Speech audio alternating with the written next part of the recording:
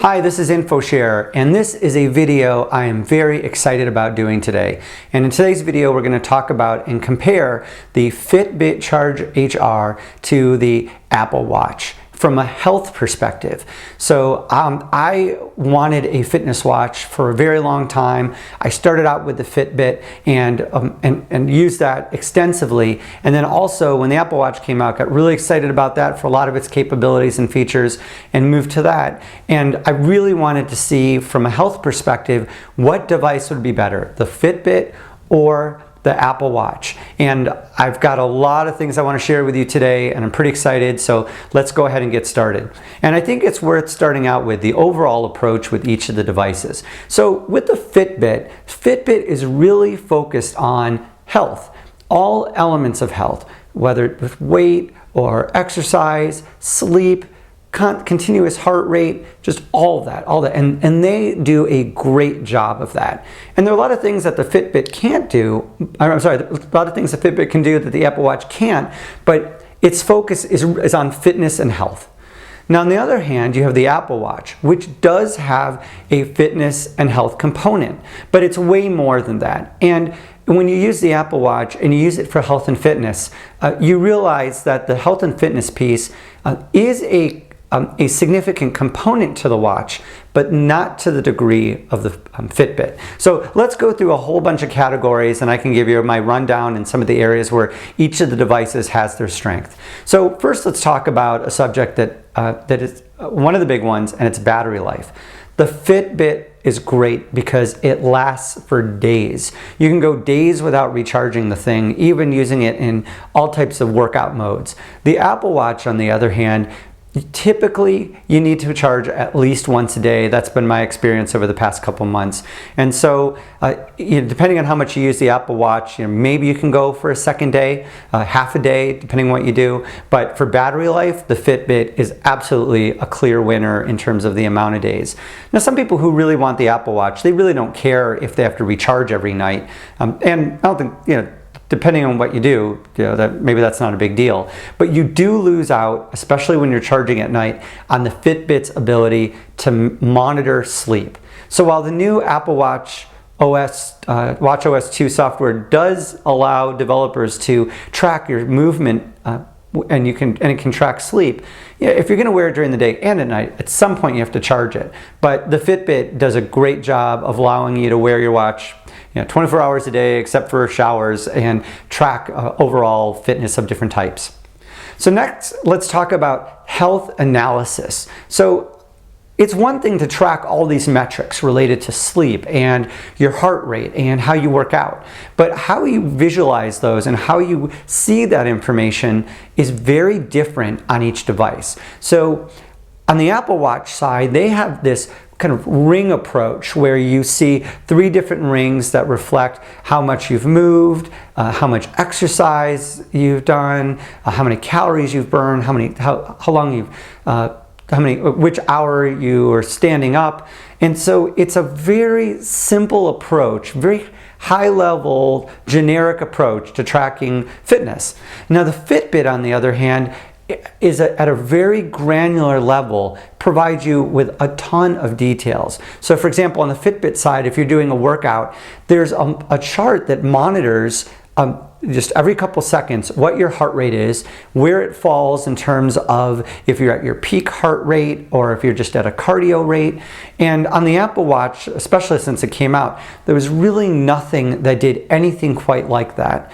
And over time, with the Apple Watch, you might have some third-party applications that will do what the Fitbit does, but Apple doesn't provide any of the charts, graphs, and an analysis that the Fitbit does. So if you're doing, let's say, a 30-minute run, an hour run, or a different type of workout, and you really want to see what the quality of that workout is during the workout, the Fitbit is just superior. I mean, just to give you an example, I really like my Apple Watch, and I wear my Apple Watch most of the time, but I'm still during workouts wearing my Fitbit just because I feel like the data points and how I can display that data in terms of analyzing my workout is way better. So that's the health analysis of the data piece.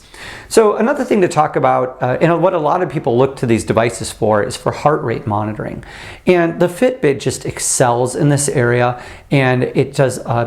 It has a much more continuous method of how it monitors your heart rate. So it can tell you things like your resting heart rate just because of the frequency of how often your heart rate's being monitored. On the Apple Watch side, if you're not doing a workout, then your heart rate gets monitored every 10 minutes. And even it doesn't even do every 10 minutes if you're in this kind of active mode and not working out. So if you're really interested in looking for non-workouts and seeing what your heart rate is just throughout the day, the Fitbit's superior. And I really miss that using my Apple Watch during the day. Now, when you're doing workouts, they're pretty equivalent in terms of measuring your heart rate and how they're tracking that data. And so, of course, I mentioned that the Fitbit does a better job of letting you see the results of that data during the workout throughout that workout. The Apple Watch will track that, and at the end of your workout, you'll be able to see what your average heart rate is, and during the workout, you can monitor your heart rate. I've done workouts where I've had both devices on my wrist, and I don't know how many people have probably laughed at me when I'm working out doing that, but it really gave me a good indication of monitoring of the heart rate, and I found that they're pretty accurate with one another. I would say within maybe 2-3 beats per minute of accuracy, and most of the time they're spot on. So next, let's talk about what these watches can do in terms of messaging, things like caller ID. So the Fitbit does have an option. Again, I'm talking about the Charge HR, but the Charge also has this too, where you can use caller ID with your watch. So you can pair the watch with your phone, and if you get a phone call, then you can also be alerted on your wrist and have a vibration on your wrist on the Fitbit. That is a great feature, especially for people who don't have their phone close by. They want to know if they have a call. That's really nice integration with the phone. Now, on the Apple Watch side, it's a whole nother world of what you can do with it, because you have all these advantages of having it communicate with your phone, and you can get instant messages, text messages, email alerts, all those things. So if you're looking for a watch along with a health and fitness component that's going to do way more and above and beyond, the Apple Watch has the lead in this area. But it's really comes down to it. Fitbit did not design the Fitbit to do all those things, and all those things come at a price. There's battery life that goes along with all that. So both of the devices have those features, but to a different extent, each one has more than the other. So now let's talk about the overall tracking of health, and this deals with things like your activity, your heart rate. We talked about that a little bit. Sleep.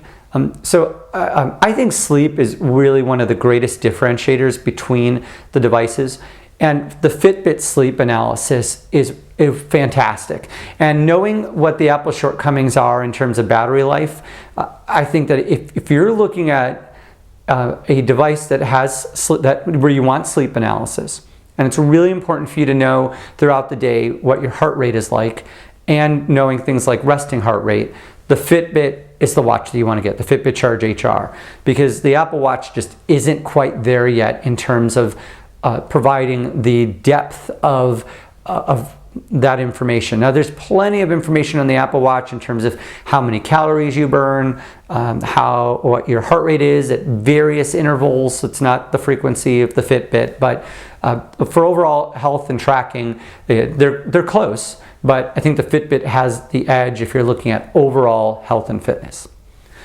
So the next thing to talk about is applications, and a lot of people are looking for applications outside of what the function of the watch is with their device. And with the Apple Watch, because it's just such an open platform in terms of what Apple allows developers to do and writing to their development kit, the sky's the limit on the Apple Watch. On the Fitbit, it is what it is, and the features have been a bit slow to come about. So for example, just a couple months ago, they finally came up with this feature where when you lift your watch up to take a look at it, the screen automatically turns on. That was a really big deal for us that use Fitbit and love Fitbit. But there's just not a ton of features coming fast and furious on the Fitbit side. I mean, they're coming along. The application on the iPhone and Android gets better and better and better. But if you're looking for applications out of your watch, you definitely want to take a look at the Apple Watch instead. So let's take a look at a subject that I think is important and a lot of people don't talk about, but it's comfort. And so when you're wearing a watch, whether all day or just specifically during workouts, it's got to feel comfortable. And when you're monitoring for heart rate, you're going to have to tighten up the bands a little bit on each of them so they're snug.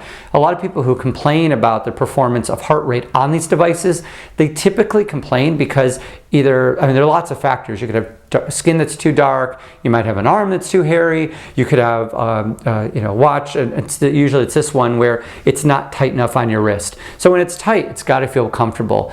And I've found that with both the Fitbit and the Apple Watch, and I've been using the sports band on the Apple Watch, the Fitbit, they both feel great. So I find that they're both really comfortable to wear, and I think regardless of the watch you go with, you can't go wrong. So I think if you're looking at health and fitness, and you're looking for a device on your wrist to help you with health and fitness, in a lot of ways you can't go wrong with either device, but it really depends on what you're looking for. And there are going to be a lot of cases where if you're a hardcore workout junkie, right now I think the Fitbit's a better device. I mean, just the fact, again, like I said, during my workouts I still wear the Fitbit because the data that I can get out of it is better.